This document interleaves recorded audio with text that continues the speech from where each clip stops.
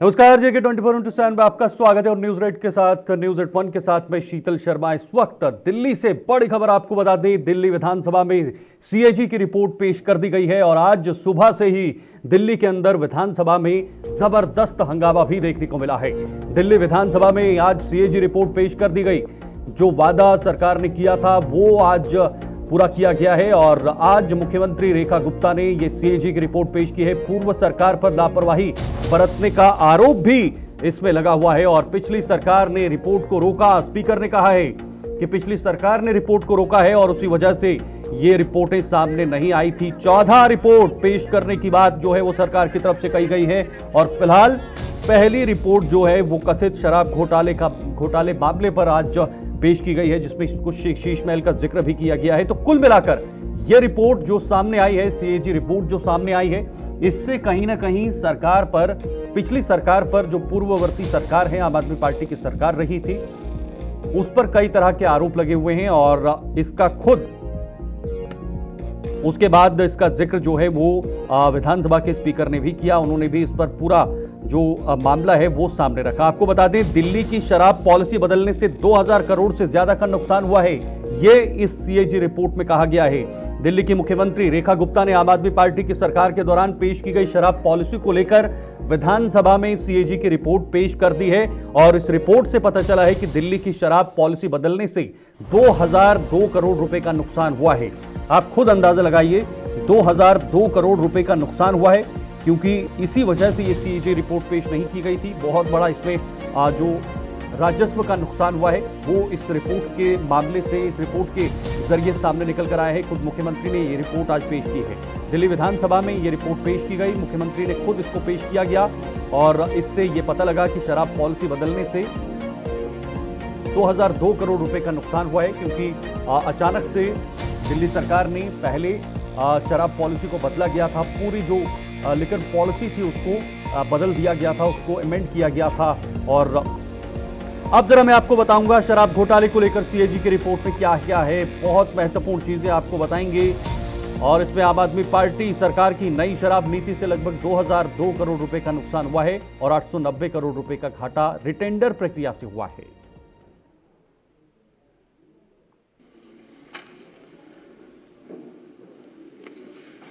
अब श्रीमती रेखा गुप्ता माननीय मुख्यमंत्री कार्यसूची के बिंदु क्रमांक 2 में दर्शाए गए निम्नलिखित दस्तावेज की प्रतियां सदन पटल पर प्रस्तुत करेंगी।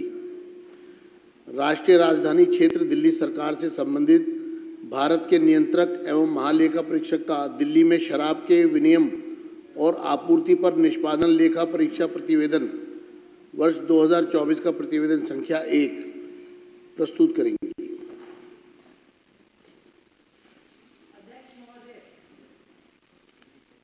मैं आपकी अनुमति से राष्ट्रीय राजधानी क्षेत्र दिल्ली सरकार से संबंधित भारत के नियंत्रक एवं महालेखा परीक्षक का दिल्ली में शराब के विनियम और आपूर्ति पर निष्पादन लेखा परीक्षा प्रतिवेदन वर्ष 2024 का प्रतिवेदन संख्या नंबर 1 की प्रतियां सदन पटल पर प्रस्तुत करती हूं।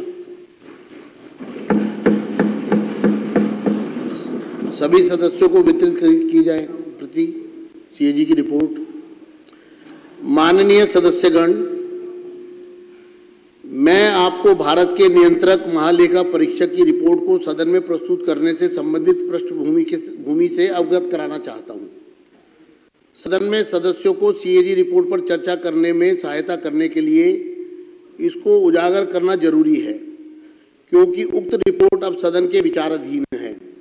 यह इसलिए भी महत्वपूर्ण है क्योंकि सदन के कई सदस्य पहली बार चुनकर आए हैं और इस पृष्ठभूमि की जानकारी मिलने से उन्हें रचनात्मक ढंग से चर्चा में भाग लेने की में मदद मिलेगी। सीएजी एक संवैधानिक संस्था है जो जवाबदेही है, पारदर्शिता और सुशासन को बढ़ावा देती है। इसे संवैधानिक प्रहरी भी कहा जाता है और इसकी कार्यप्रणाली को माननीय सर्वोच्च न्यायालय ने संविधान की मूल संरचना कहा है। सीएजी जनता, विधायिका और कार्यपालिका को यह स्वतंत्र और विश्वसनीय आश्वासन देती है कि सार्वजनिक धन एकत्रित किया जा रहा है और उसका प्रभावी ढंग से कुशलतापूर्वक उपयोग किया जा रहा है। यह आश्चर्यजनक तथ्य है कि वर्ष 17-18 के बाद से 2017-18 से सीएजी की रिपोर्ट को सदन पटल पर प्रस्तुत नहीं किया गया है। इस संबंध में विपक्ष के तत्कालीन नेता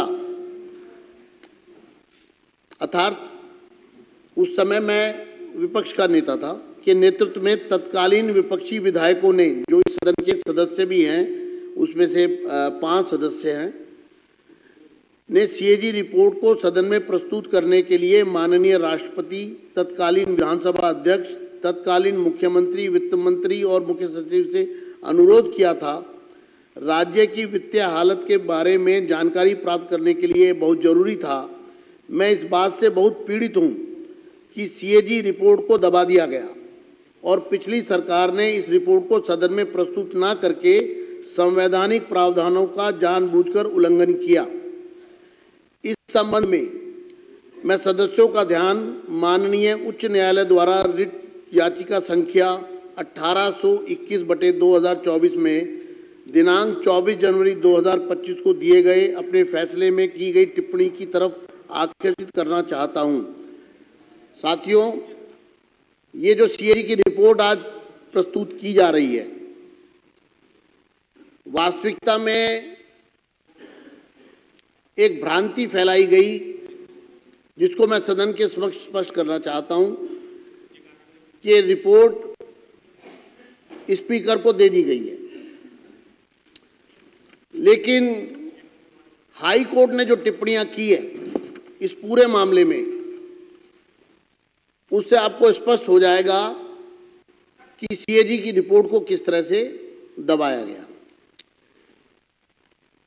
हाई कोर्ट के फैसले में कहा गया 39 para 39 it would be supervised of the constitutional mandate to withhold these reports from the legislature for an inordinately long period after the same have been forwarded by the CAG to the concerned government। मैं इसका अनुवादित पक्ष पढ़ रहा हूं। इन रिपोर्टों को CAG द्वारा संबंधित सरकार को भेजे जाने के बाद इन्हें विधायिका से अर्थात सदन से सदस्यों से बहुत लंबे समय तक रोके रखना संवैधानिक जनादेश के विरुद्ध होगा। यह हाई कोर्ट की टिप्पणी है। दूसरा, it is quite evident 41 para high court के फैसले का, it is quite evident that most of these CAG reports were kept pending with the respondent number 1 Delhi government, respondent number 2 Chief Minister for an inordinately long period of time।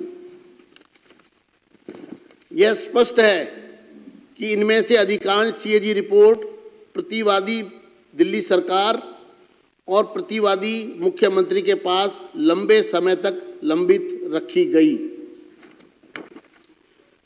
Para 43, it is also evident that the concerned respondent, Government of NCT, was remiss in forwarding the concerned CAG reports to the LG as mandated under Article 151(2) of the Constitution of India. Even after this aspect was staunchly agitated by filing writ petition bearing number WP 15341/2024। Court ने कहा, यह भी स्पष्ट है कि संबंधित प्रतिवादी दिल्ली सरकार ने भारत के संविधान के अनुच्छेद 151(2) के तहत उपराज्यपाल को संबंधित सीएजी रिपोर्ट अग्रेषित करने में लापरवाही बरती, जब जानबूझकर उसको रोके रखा, जबकि इस पहलू को रिट याचिका दायर करके जोरदार तरीके से उठाया गया था। अब आपको जरा लिए चलते इस वक्त उत्तर प्रदेश, जहां पर मुख्यमंत्री योगी आदित्यनाथ विधानसभा के अंदर कुछ कह रहे हैं। आइए आपको सुनाते हैं। 2024 में और 2025 को सारे आंकड़ों को ध्वस्त करने जा रहा है, और इसीलिए जब मैं इन आंकड़ों की बात कर रहा हूं तो महोदय मुझे कुछ चीजें बहुत उसके साथ बोलनी है कि जिनको जो दृष्टि दी गई है उस दृष्टि के अनुसार उन्होंने कुंभ का आंदोलन और सचमुच प्रयागराज ने आईना दिखाने का काम किया है देश के उन लोगों को जो लोग भारत और भारतीयता को, सनातन परंपरा को अक्सर कटघरे में खड़ा करने का प्रयास करते थे। और उसमें मुझे एक बात सोशल मीडिया प्लेटफॉर्म पर एक बहुत अच्छा मुझे आर्टिकल भी मिला, जो एक बहुत अच्छी टिप्पणी की गई, उसके बारे में मैं उद्धृत करना चाहूंगा। उसमें एक सज्जन ने लिखा कि पिछले 1.5 महीने में वामपंथियों और समाजवादियों की बाल खंगाल लीजिए, महाकुंभ को लेकर विश्व भ्रमण के अलावा कुछ नहीं उनको दिखेगा। गंदगी, अव्यवस्था, पर्यटकों की परेशानी के अलावा उनकी वज्रजाति वाल पर दूसरी कुछ भी नहीं मिलेगा।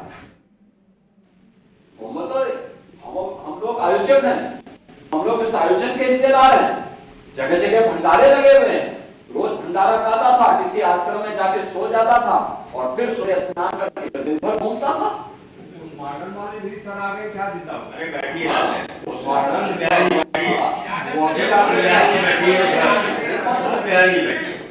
हमने स्पष्ट कहा है प्रयागराज का मेडिकल कॉलेज वो पूरे प्रयागराज जनपद का है। प्रयागराज में कुंभ क्षेत्र एक अस्थायी जनपद बनाया गया है और प्रयागराज जनपद अलग है। पूरी कमिश्नरी का प्रमुख मेडिकल कॉलेज है।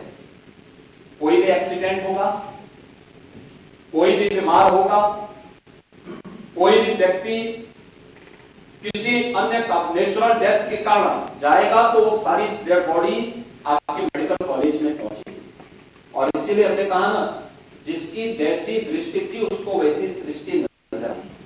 और ठीक कहा, सोशल मीडिया हैंडल पे जो सचिन इस पे टिप्पणी कर रहे थे कि गीतों को केवल भाषी नजर आ रही थी, उनको स्वच्छता नजर नहीं आ रही थी, उपचार हो रहे हैं ये नजर नहीं आ रहा था।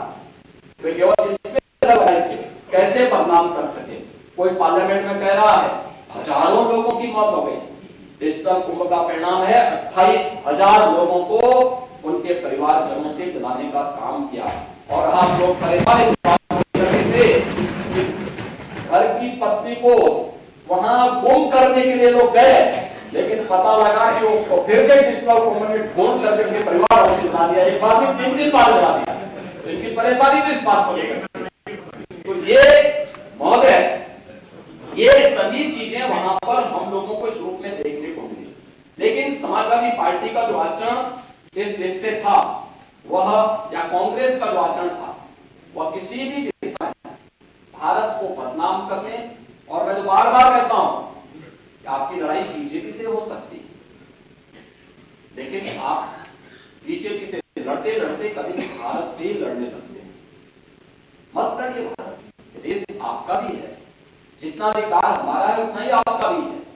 भारत के महापुरुषों के प्रति इस प्रकार की अनर्गल टिप्पणी मत करिए। आज आपका स्वार्थ आया तो आप संविधान की प्रति लेके घूम रहे हैं, लेकिन जब मेडिकल कॉलेज का नामकरण बदलने की बात आई, आपने बाबा साहब भीमराव अम्बेडकर के नाम पर बने हुए मेडिकल कॉलेज का नामकरण हटा करके उसको केवल राजकीय मेडिकल कॉलेज कंपोज कर लखनऊ के भाषा विश्वविद्यालय का नाम मान्यवर कांसीराम जी के नाम पे था। एक परंपरा थी, किसी सरकार ने रखा, उसको चेंज मत करो। और फिर ये सभी सामाजिक न्याय के प्रोग्राम है। अपने समाज के लिए उनका कुछ कंट्रीब्यूशन होगा, क्यों आप उनकी आस्था को हाथ करते हैं? लेकिन नहीं, इन्होंने उस भाषा विश्वविद्यालय से उनका भी नाम हटा दिया। ऐसे ही सहारनपुर मेडिकल कॉलेज का नामकरण से भी ये लोग सामाजिक न्याय की बात करते हैं। इन्हें जो कॉरिडोर बनाए गए प्रयागराज में, अक्षय वट कॉरिडोर, इनके नेता कहते हैं वो अकबर का किला है। अक्षय वट पहले से है या किला पहले से? अक्षय वट है। अक्षय वट की अगर आप चर्चा करेंगे तो वेदों में उसकी चर्चा होती है, पुराणों में उसकी चर्चा होती है, अर्वाचीन ग्रंथ चर्चा होती है अकबर का कालखंड कितने समय हुए, लेकिन ये कहते हैं कि ये अकबर का किला है। सरस्वती कूप है वहां, सरस्वती कूप के बारे में कहते हैं कि सरस्वती नदी बहती है। अब दृष्टिकोण देखो ना, क्योंकि देखें अगर अक्षय वट कॉरिडोर का निर्माण सरकार ने किया, इनको ऐसा फालतू लगता है। सरस्वती कूप का कॉरिडोर का निर्माण किया, तो इनको फालतू लगता है। बट लेटे हुए हनुमान जी जिनका अभिषेक करने के लिए मां गंगा प्रतिवर्ष आती है, अगर वह कॉरिडोर का निर्माण किया तो इनको एक पैसा फालतू लगता है। श्रृंगवेरपुर में निषाद राज का कॉरिडोर बनाया, भगवान राम और निषाद राज की प्रतिमा स्थापित करके कॉरिडोर बनाया, तो इनको एक पैसा लगता है। महर्षि भारद्वाज का कॉरिडोर बनाया, तो इनको एक पैसे फालतू बेकार लगता है। अगर हमारी सरकार महाराज सोहेल देव का भव्य स्मारक स्मारक बनाती है, तो बेकार लगता है।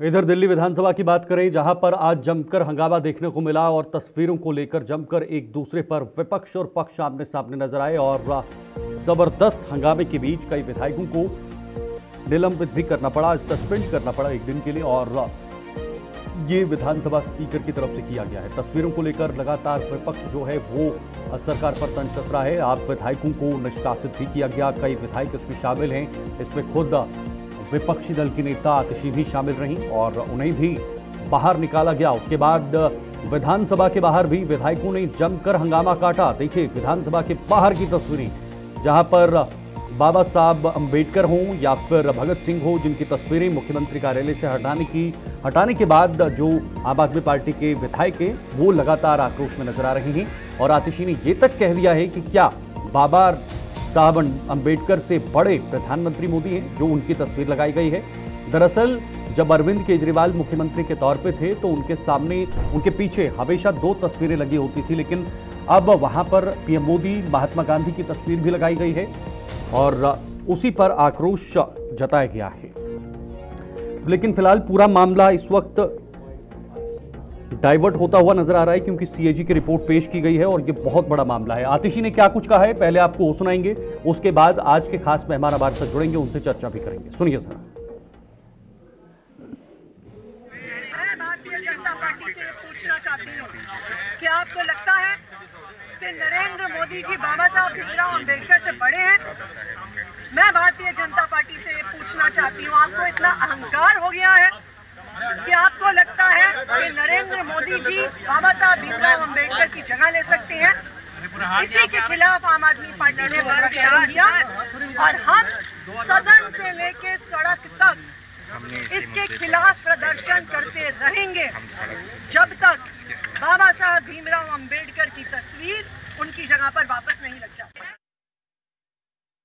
आपने आतिशी को सुना, पूर्व मुख्यमंत्री दिल्ली की और विपक्षी दल के नेता हैं और आज विधानसभा से उन्हें बाहर निकाला गया। जब पहले ही वहां पर एलजी का अभिभाषण होना ही था, उससे पहले ही हंगामा काटना या उस दौरान ही हंगामा काटना शुरू कर दिया, जिस पर बीजेपी के कुछ विधायकों ने यह भी कहा है कि भाई जब एलजी अभिभाषण देता है, एक संवैधानिक प्रक्रिया होती है, उसमें विपक्ष को किसी तरह का जो अड़ंगा है वो नहीं डालना चाहिए, जिस वजह से ये मामला निकल कर आया है और एक एक कर बहुत सारे विधायकों को बाहर निकाला गया, एक दिन के लिए सस्पेंड किया गया। हमारे साथ 2 खास मेहमान, डॉक्टर अव्रिल मलिक जी भारतीय जनता पार्टी के नेता हैं और जाकिया खान जी पॉलिटिकल एनालिस्ट हैं, वो भी इस वक्त आपके टीवी स्क्रीन पर। बहुत बहुत स्वागत, बहुत बहुत शुक्रिया आप दोनों का हमारे साथ ज्वाइन होने के लिए। अव्रिल जी, आज विधानसभा सत्र का दूसरा दिन और आम आदमी पार्टी के सभी विधायकों को बाहर निकाला गया सर, और भारतीय जनता पार्टी पर आरोप लग रहे हैं, ना सिर्फ दिल्ली में बल्कि पंजाब विधानसभा में भी इसका असर देखने को मिला और कहा गया कि भाई ये कैसा संविधान है, ये कैसा लोकतंत्र है जिसे बीजेपी बिल्कुल नहीं मान रही है। नहीं, देखिए किस संविधान की आखिर बात कर रहे हैं? ये शराब घोटाला करने वाले, भ्रष्टाचार को बढ़ावा देने वाले कौन से कॉन्स्टिट्यूशन की बात करते हैं? इन्हें कौन सा अधिकार है कि ये संविधान का ज्ञान भारतीय जनता पार्टी को दे? भारतीय जनता पार्टी ही एकमात्र राजनीतिक दल इस देश में ऐसा मौजूद है जो संविधान के आधार पर चलता है। हम लोग संविधान के आधार पर चलने वाले लोग हैं। बाबा साहब डॉक्टर भीमराव अंबेडकर जी को अपना आदर्श, अपना प्रेरणा स्रोत में अपना मार्गदर्शक सर, आपने तो उनकी तस्वीर ही हटा दी, मामला तो वहीं से उलझ गया ना, तस्वीर भी हटा दी आपने। मामला वहीं से उठा और उसी पर आज विरोध हुआ। जी नहीं, देखिए पूर्ण रूप से निराधार आरोप है, तथ्यहीन आरोप है, किसी प्रकार का कोई दम इन आरोपों में नहीं है। तो मतलब प्रदेश की जनता निश्चित रूप से नहीं हटाई गई है, आपका कहने का मतलब ये है? जी नहीं, देखिए जहां तक विषय है तस्वीर का, नहीं देखिए जहां तक विषय है तस्वीर का, राष्ट्रपति द्रौपदी मुर्मू जी की तस्वीर वहां पर है, महात्मा गांधी जी की तस्वीर जो राष्ट्रपिता है उनकी तस्वीर यदि वहां पर है, तो मैं इनसे जानना चाहता हूं क्या ये महात्मा गांधी जी के विरोधी हैं? नहीं, सवाल वो नहीं है डॉक्टर अविल जी, सवाल और ये कम से कम स्पष्ट कर दें क्या ठीक है, आपने स्टेट की ये तस्वीर नहीं लगा देना चाहते? संवैधानिक पद पर जो इस वक्त कार्यरत लोग हैं उनकी तस्वीरें लगाई, चाहे वो राष्ट्रपति द्रौपदी मुर्मू हो या महात्मा गांधी हो, जिन्हें देश राष्ट्रपिता के नाम से जाना जाता है, लेकिन लगा देते बी आर अम्बेडकर की भी सर, रख देते वहीं पे, उसको क्या था, क्या होना था, वो तस्वीर भी रख लेते। नहीं देखिए माननीय मुख्यमंत्री जी ने बिल्कुल इस विषय पर स्पष्टता पूर्वक बयान दिया है, बिल्कुल स्पष्टता के साथ माननीय मुख्यमंत्री रेखा गुप्ता जी ने स्पष्ट किया है कि जितने भी आरोप हैं पूर्ण रूप से तथ्यहीन है, निराधार हैं, बेसलेस है, किसी प्रकार का इनमें कोई दम नहीं है। ये कमरे को देखें, पूर्ण रूप से मीडिया वहां मौजूद है, पूर्ण रूप से कमरे को देख रही है, किसी प्रकार की आपत्ति नहीं होनी चाहिए, वहां सभी तस्वीरें मौजूद सर एक बात को मैं क्लियर नहीं समझ पा रहा हूं आपसे, आप कह रही हैं कि इन आरोपों में दम नहीं है, आप कह रही हैं कि भाई तस्वीर हटाई गई है, ये जरा क्लियर कीजिए ना, अगर तस्वीरें हटाई हैं तो ये आरोप तो है नहीं, फिर तो साफ कहा जा रहा है कि भाई तस्वीर हटा दी गई है। नहीं देखिए वो मौजूद है, कमरे में मौजूद है, कमरे को देखें, ये कमरे में जाएं और कमरे में देखें। माननीय मुख्यमंत्री जी ने स्पष्ट रूप से मीडिया को कहा कि मीडिया कमरे में मौजूद है और पूर्ण कमरे को देख ले, और ये जितने भी आरोप हैं बेसलेस है, किसी प्रकार का दम नहीं है, और जनता निश्चित रूप से डिसाइड कर चुकी है, और जनता वोट के चोट के माध्यम से इस प्रकार से मुंहतोड़ जवाब जनता के माध्यम से दिया गया है, उसको ये स्वीकार नहीं कर पा रहे हैं, हजम नहीं कर पा रहे हैं, इसलिए भारतीय जनता पार्टी को गलत तरीके से दोषी साबित करने का ये लोग प्रयास कर रहे हैं, और जनता इन्हें पुनः जवाब देगी जहां जहां चुनाव होगा, वहां निश्चित रूप से इन्हें जवाब। Okay sir, okay. Zakia Khan political analyst भी हमारे साथ बने हुए हैं। जाकिया जी, जिस तरह से आज आपने पूरा दृश्य देखा दिल्ली विधानसभा के अंदर, पहले से ही अनुमानित था कि भाई हंगामा तो होना ही है, लेकिन जो तस्वीरों का मामला सामने लेकर आए, जैसे ही एलजी का अभिभाषण शुरू हुआ वैसे ही हंगामा करना शुरू कर दिया। बहुत क्लियर है कि आम आदमी पार्टी कह रही है कि बीजेपी जो है वो संविधान को फॉलो नहीं कर रही है, संविधान का उल्लंघन कर रही है। अब मुझे बताइए, अगर एलजी अभिभाषण दे रहा है, उस समय आप हंगामा करते हैं, तो क्या ये संवैधानिक है? वो एक संवैधानिक पद है, संवैधानिक प्रक्रिया चल रही है, थोड़ा सा वेट कर लेते, उस बीच आपने हंगामा शुरू कर दिया, कैसे देखते हैं आप? देखिए, सबसे पहले समझना होगा कि यहाँ पे जो भीमराव अंबेडकर जी की तस्वीर हटाई गई, उस बीच में ही वो इंटरव्यू स्टार्ट हुआ, ठीक है? तो दोनों को अलग नहीं किया जा सकता, दोनों जो सिस्टमैटिकली एक ही स्टेप बाय स्टेप हुआ, ठीक है? बोलिए कि 5 या 1-2 मिनट का इंटरवल हुआ और उस बीच में ये सारी चीजें हुई, तो डेफिनेटली जब पिक्चर हटाई गई, वहां पे संवैधानिक असंवैधानिक तो स्थिति आ गई। उसके बाद इन लोगों ने जो विरोध किया, उसी टाइम में अभिभाषण चलना शुरू हो गया। जबकि कभी भी कोई भी विरोध होता है तो पहले उसको ऑडियंस को शांत कराया जाता है, उसके बाद किसी भी तरह की अभिभाषण शुरू होती है। तो यहाँ पे ये दोनों ही चीज एक साथ होने की वजह से अभी हम लोग सिनेरियो दूसरे तरफ से देख रहे हैं कि भाई अगर वहां पर उसकी जगह पर उसी जगह पर अगर राष्ट्रपति की तस्वीर लगाई गई है और महात्मा गांधी की तस्वीर लगाई गई है, तो उसमें क्या बुराई? देखिए, आप संवैधानिक स्तर पे अब आप कोर्ट रूम में चले जाइए और वहां पे कोर्ट रूम में जो हमारी मूर्ति होती है सच्चाई की, उसे ही हटा दीजिए और बोलिए कि भाई यहाँ पे हमने लॉ का एक बुक तो रख दिया, तो क्या चल जाएगा? नहीं चलेगा ना। तो जो संविधान बनाए हैं, जिनके बनाए हुए संविधान पे हम लोग पूरा अपना चला रहे हैं, उनकी आप तस्वीर हटा के बोल रहे हैं कि आप संवैधानिक तरीके से चीजों को चला रहे हैं, और यहाँ पे राष्ट्रपति और प्रधानमंत्री का तो तस्वीर लगा दिया। लगाना चाहिए, प्रधानमंत्री और राष्ट्रपति का तस्वीर लगना चाहिए, आप सही कर रहे हैं, लेकिन साथ ही साथ वो जो क्रिएटर है, जो इसने राइट किया। अब हम फादर ऑफ नेशन बोलते हैं महात्मा गांधी को, अगर उन्हें हम हटाने की कोशिश करेंगे तो ये तो कोई सेंस नहीं बनता ना। आप उनके सामने, उसके नीचे, उनके आसपास किसी और की लगा सकते हैं, लेकिन उनको हटा के फिर आप दूसरे को लगाएं, ये तो फिर ठीक है जाकिया खान जी, ये मामला आया, इस मामले में विरोध हुआ, हंगामा देखने को मिला, लेकिन तुरंत उसके बाद सीएजी रिपोर्ट को भी पेश किया गया। पूरा मामला डाइवर्ट हो चुका है अब सीएजी रिपोर्ट की तरफ। सीएजी रिपोर्ट शायद मुझे लगता है कि आपको पूरा ज्ञात होगा इसके बारे में। अभी फिलहाल शराब घोटाले को लेकर ही रिपोर्ट पेश की गई है। सरकार ने साफ कर दिया है कि भाई 14 रिपोर्ट पेंडिंग थी जो पेश नहीं की गई है। क्या किसी डर की वजह से पेश नहीं की गई है? कुछ अनियमितताएं थी, कुछ गड़बड़ थी, इसी वजह से इनको पेश नहीं किया गया? देखिए बहुत सारी चीजें हैं जो अभी आस्ते आस्ते खुलेगी, ठीक है। अब एक चीज होता है, मैंने कह दिया कि तुम हो सकता है फेल कर गए हो, ठीक है। फॉर एग्जाम्पल मैं दे रही हूँ, बहुत लिनियंट तरीके से मैं समझाती हूँ ताकि जो जनता सुन रही है उसे पता हो कि क्या हम लोग कहना चाह रहे हैं। सिंपल सा मैंने बोला कि तुम हो सकता है फेल कर गए हो। अब वो बंदा क्या है, डाउट में है और उसके साथी भी डाउट में है कि वो हो सकता है मेरा साथी तो अब तो फेल कर गया हो, ठीक है।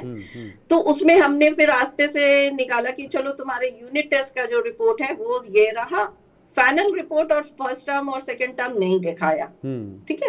क्योंकि सारा जो फाइनल रिपोर्ट आएगी वो तो कैमुलेटिव होगी, वो तो सारे रिपोर्ट्स की कैमुलेशन होगी ना। मैंने वो दिखाई जिसमें मुझे लग रहा है कि ये देखने पे लोगों को लगेगा कि हाँ ये फेल है। नहीं, आपका पर्सनल स्टैंड क्या है इस रिपोर्ट को लेकर, मैं ये भी जानना चाहूंगा।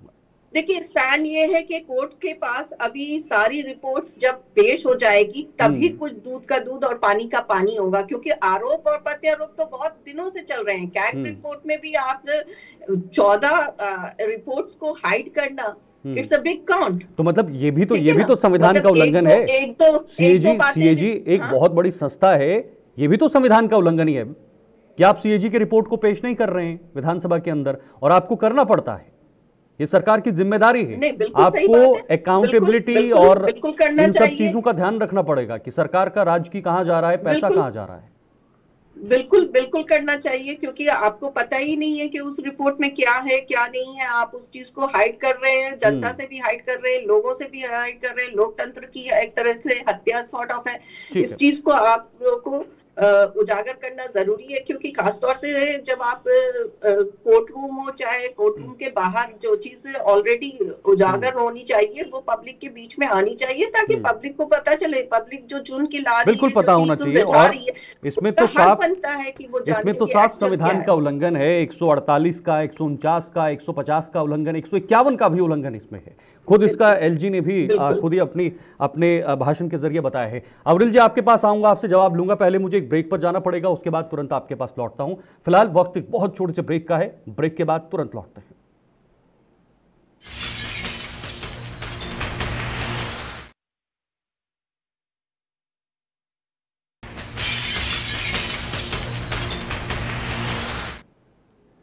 ब्रेक के बाद आपका बहुत बहुत स्वागत है। आप हमारा खास कार्यक्रम न्यूज़ 8 देख रहे हैं, जिसमें आज हम बात कर रहे हैं दिल्ली में सीएजी के रिपोर्ट को लेकर, जो आज मुख्यमंत्री द्वारा पेश की गई है। और इसमें पहली जो रिपोर्ट है वो शराब घोटाले से जुड़ी हुई पेश कर दी गई है, और कई सारी रिपोर्ट्स जो वो पेंडिंग है, जिसमें राज्य वित्त ऑडिट रिपोर्ट है, वाहन प्रदूषण ऑडिट रिपोर्ट है, सार्वजनिक स्वास्थ्य ढांचा और सेवाएं हैं, वित्तीय विनियोग खाते हैं, सामाजिक क्षेत्र की योजनाएं हैं। बहुत सारी ऐसी रिपोर्ट्स हैं जो पेंडिंग है, जिनको धीरे धीरे पेश किया जा सकता है। दो खास मेहमान हमारे साथ बने हुए, डॉक्टर अवरिल मलिक जी, अब तो रिपोर्ट पेश हो ही गई है, लेकिन अभी भी आम आदमी पार्टी या फिर उनके विधायक लगातार ये कह रहे हैं कि भाई ये सब सरकार ने पहले से ही सोच के रखा था, ऐसा कुछ नहीं है, ये आरोप बिल्कुल निराधार हैं, कोई घोटाला गड़बड़ नहीं हुआ है। नहीं, देखिए, जहां तक विषय आम आदमी पार्टी का, इन्हें अपने गिरफ्तार 7 न्यूज चैनल के करोड़ों दर्शकों के माध्यम से बयानबाजी ना करें, जनता को भ्रमित करने का प्रयास ना करें, दिल्ली प्रदेश के निवासियों को गुमराह ना करें, और उसके साथ साथ संविधान का ज्ञान भारतीय जनता पार्टी को ना दें, बाबा साहब डॉक्टर भीमराव अंबेडकर जी का ज्ञान भारतीय जनता पार्टी को ना दें, क्योंकि हम बाबा साहब डॉक्टर भीमराव अंबेडकर जी के मार्गदर्शन में चलने वाले लोग हैं। और उसके साथ साथ जहां तक विषय दिल्ली प्रदेश का, हम दिल्ली प्रदेश का विकास करने वाले लोग हैं, निश्चित रूप से हमारी पार्टी में शामिल रहेगा। लेकिन बार बार सर अवरिल जी, आप पर यही आरोप लगते हैं कि आप आप उनका आदर नहीं करते। और अमित शाह, गृह मंत्री अमित शाह के एक बयान सामने आया था, उसके बाद तो ये चर्चाएं और भी तेज हो गई थी। उसके बाद अरविंद केजरीवाल ने इससे जुड़ी घोषणा भी कर दी गई थी चुनाव से पहले। जी नहीं, देखिए आदरणीय शीतल जी, ये बड़ी हास्यास्पद बात है कि भारतीय जनता पार्टी के ऊपर आरोप कौन लोग लगा रहे थे और कौन लोग लगा रहे हैं। वो लोग लगा रहे हैं आम आदमी पार्टी ने कांग्रेस पार्टी से गठबंधन किया था। और कांग्रेस पार्टी का मूल क्या है, ये रात को 12 बजे इमरजेंसी लगाने वाले लोग हैं। रात को 12 बजे इन लोगों ने इस देश में आपातकाल लागू करके जनाजा निकालने का कार्य किया, लोकतंत्र का जनाजा निकालने का कार्य किया, संविधान की हत्या करने का कार्य किया। 1975 से 1977 के मध्य में आपातकाल को लागू करके जयप्रकाश नारायण जी रहे हो, अटल बिहारी वाजपेयी जी रहे हो, चरण सिंह जी रहे हो, लाल कृष्ण आडवाणी जी रहे हो, तमाम सारे विपक्ष के नेताओं को जबरन जेल में ठूसा। और ये आज लोकतंत्र की बात भारतीय जनता पार्टी के सामने कर रहे हैं, तो बड़ा हास्यास्पद। ओके जाकिर जी, आपसे जानना चाहूंगा, क्योंकि आप एक पॉलिटिकल एनालिस्ट हैं, आप राजनीति का विश्लेषण करते हैं, आप इसमें एक्सपर्ट हैं, माहिर हैं। अब दिल्ली की राजनीति आप कैसे देख रहे हैं, खास तौर पर आम आदमी पार्टी जो 10 साल 11 साल के अंदर नेशनल पार्टी बन के आई, उभर कर आई, एक बहुत फास्टेस्ट ग्रोइंग पार्टी बनकर आई, और इसकी छाप न सिर्फ दिल्ली में बल्कि पंजाब में भी देखने को मिली। हिमाचल प्रदेश में चुनाव लड़े, गुजरात में चुनाव लड़े, जम्मू कश्मीर में एक सीट आम आदमी पार्टी ने जीती हुई है। क्या लगता है आम आदमी पार्टी का ये जो कैग की रिपोर्ट होगी, ये एक बहुत बड़ा विस्फोट के रूप में नजर आएगा? देखिए, रिपोर्ट पहले पूरी तरह से है ना सार्वजनिक हो जाए, उसके बाद ही कुछ कहा जा सकता है। क्योंकि जो अभी बताया जा रहा है कि इतने का लॉस हुआ है, लॉस घोटाला है या लॉस रीजन है, ये सारा चीज अभी क्लियर होना बाकी है, पहला चीज। दूसरी बात कि देखिए, आम आदमी पार्टी सत्ता में नहीं आई है, लेकिन अगर आप वोटिंग परसेंटेज देखिएगा तो उसमें सिर्फ 2% का डिफरेंस है। यानी कहीं ना कहीं अभी भी आम आदमी के जो प्रशंसक हैं, जो उनको पसंद करते हैं, उनकी क्वांटिटी बहुत ज्यादा है इन कंपैरिजन की उन्हें लॉस कैटेगरी में शामिल किया जाए। दूसरी बात रहा कि यहाँ के स्टेट का जो भी डेवलपमेंट बड़े चेहरे सभी हारना, इसका क्या संकेत जाता है? सभी बड़े चेहरे हार गए, मात्र एक आतिशी जीते हैं, गोपाल राय जीते हैं।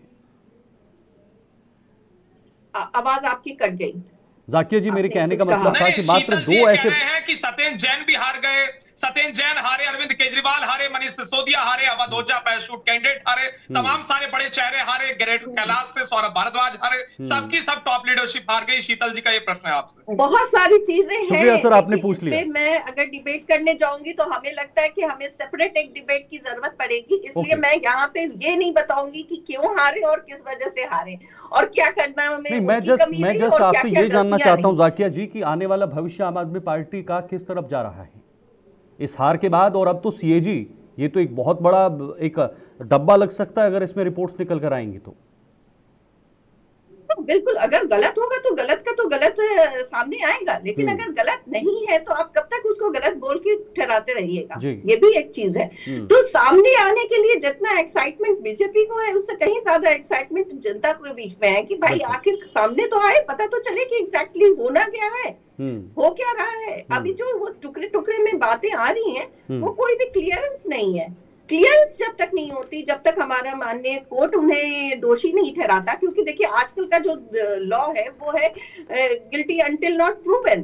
तो ये वाले लॉ के हिसाब से आप किसी को भी गिल्टी बोल सकते हैं, तो वो तो गिल्टी नहीं है ना, अभी इट इज नॉट प्रूवन कि हाँ भाई उसने मर्डर किया है। अभी तो 2002 करोड़ रुपए का नुकसान की संभावना जताई गई है, ये बताया कि इतना नुकसान हुआ है, संभावना दिखाई गई है। That what I am saying कि लॉस की संभावना है। अब वो लॉस किसी शातिर तरीके से उसे दबाया गया है, गवर्न किया गया है, उसका गलत इस्तेमाल किया गया है, या एक्चुअल में वो लॉस है, ये तो एनालाइजिंग के बाद ही आएगा ना। ये जब आएगा तो डेफिनेटली जनता, आप क्या बोलेगा, आप जनता देखिए, नहीं वो जनता ने प्रूव कर दिया, जनता ने तो हरा दिया। देखिए इन्हें जनता ने हरा दिया है, जनता की अदालत में पूर्ण रूप से खारिज हो चुके हैं, हार चुके हैं, जनता ने हराया है। इसीलिए प्रधानमंत्री पद का सपना देखने वाला व्यक्ति अरविंद केजरीवाल दिल्ली प्रदेश में, नई दिल्ली सीट से विधायक भी नहीं बन पाया। इस विषय को आपको देखना चाहिए। बहुत ज्यादा नहीं है, आपको विधायक नहीं बन पाए, काम करके जनता के दिल में उतरना। मैं तो ये कह रहा हूं वो विधायक नहीं बन पाए, एमएलए नहीं बन पाए। आपको डॉक्टर अविल जी, क्या वाकई में डॉक्टर अविल जी इसलिए दी है, चुनौती तौर पे दी है आपको वो चुनौती पे खरा उतरना है, उसके बाद ही आप कुछ लेकिन डॉक्टर अवरुल जी, क्या वाकई में बीजेपी विपक्ष को खत्म करने की नीति से, इस विजन से चल रही है? ये आरोप भी आप पर लगते आ रहे हैं। जी नहीं, देखिए, करप्शन फ्री दिल्ली का निर्माण निश्चित रूप से होगा, स्वच्छ पेयजल प्रत्येक घर तक निश्चित रूप से पहुंचेगा। और जहां तक विषय है विपक्ष को समाप्त करने का, तो जनता ने मुख्य रूप से अरविंद केजरीवाल को हरा दिया, तो उसके बाद कुछ बचता नहीं है। अरविंद केजरीवाल नाम का व्यक्ति जो दिल्ली प्रदेश में पूर्व विधायक के हैसियत से है, ये व्यक्ति प्रधानमंत्री बनने के सपने देख रहा था। ये प्रधानमंत्री बनने के सपने देखता देखता, मुख्यमंत्री बनने के सपने देखता देखता अपने लोकल सीट से एमएलए नहीं बन पाया। ये बहुत बड़ा संदेश दिल्ली प्रदेश के मतदाताओं ने, नई दिल्ली सीट के मतदाताओं ने दिया है। एक व्यक्ति को विधायक का चुनाव भी नहीं जीतने दिया। ये स्पष्ट होता है कि जनता की अदालत में ये हार चुके हैं। और उसके साथ साथ जहां तक विषय आम आदमी पार्टी का, ये भ्रष्टाचार के आधार पर आगे बढ़ने वाली पार्टी है। और जहां तक भारतीय जनता पार्टी का विषय है, हमारी पार्टी में यही शामिल है कि किस प्रकार से गरीब के हित में कार्य किया जाए, किस प्रकार से पॉल्यूशन फ्री दिल्ली का निर्माण हो, किस प्रकार से जैम फ्री दिल्ली का निर्माण हो, किस प्रकार से वाटर लॉगिंग फ्री दिल्ली का निर्माण हो, किस प्रकार से दिल्ली प्रदेश के भीतर अच्छे स्कूल्स का निर्माण हो, अच्छे अस्पतालों का निर्माण हो, और उसके साथ साथ अच्छी स्वास्थ्य सुविधाएं हो, अच्छी शिक्षा सुविधाएं हो। लेकिन अवरुल जी, आपने तो सबसे पहले विपक्ष फ्री का बीड़ा उठाया है, सबसे पहले तो विपक्ष फ्री का बीड़ा उठाया है, और विधानसभा से भी आपने 22 विधायकों को बाहर निकाल दिया। नहीं, देखिए, जहां तक विषय है विपक्ष का, तो कांग्रेस मुक्त दिल्ली का निर्माण जनता के द्वारा ही किया जा चुका है। और जहां तक विषय आम आदमी पार्टी मुक्त दिल्ली का निर्माण होने का, वो भी निश्चित रूप से हो चुकी है। और भारतीय जनता पार्टी युक्त दिल्ली का निर्माण हो चुका है पूर्ण रूप से जनता के आधार पर। और अब रोजगार युक्त दिल्ली का निर्माण होगा, बेरोजगारी मुक्त दिल्ली का निर्माण होगा, महंगाई मुक्त दिल्ली का निर्माण होगा, गरीबी मुक्त दिल्ली का निर्माण होगा, ये निश्चित है। ठीक है, बहुत बहुत शुक्रिया डॉक्टर अवरुल जी, जाकिया जी, आपका भी बहुत बहुत शुक्रिया। समय थोड़ा कम है, आगे समय नहीं दे पाऊंगा। बहुत बहुत शुक्रिया, आप जुड़े और आपने चर्चा की। अब आपको पटना लिए चलते हैं, जहां पर महामहिम राष्ट्रपति द्रौपदी मुर्मू इस वक्त लाइव है। आइए आपको दिखाते हैं।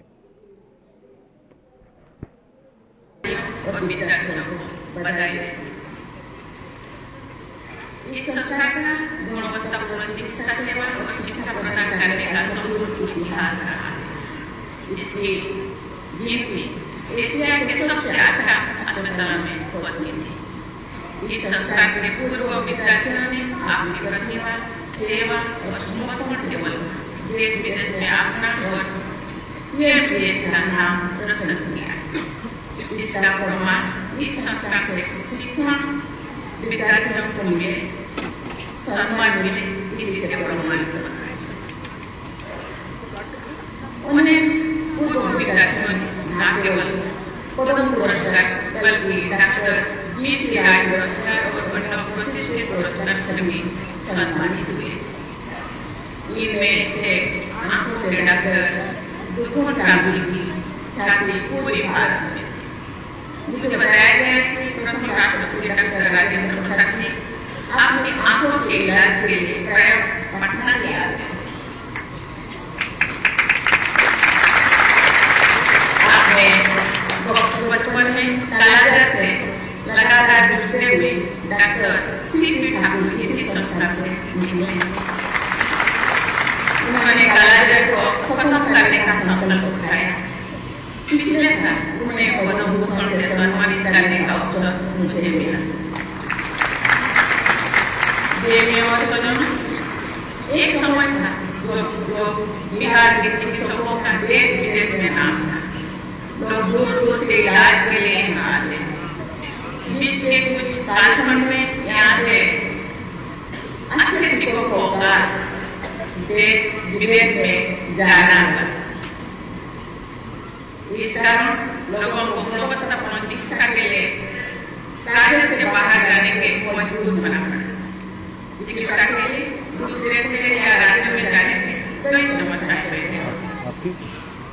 जहाँ इलाज मिलने से देरी होती है, वही परदेश में रहने और खाने की भी समस्या उत्पन्न होती है।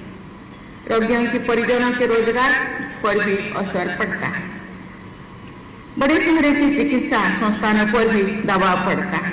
अच्छे चिकित्सा संस्थानों का देश भर में विकेंद्रीकरण इस सभी समस्याओं का दूर करने में सहायक सिद्ध होता है।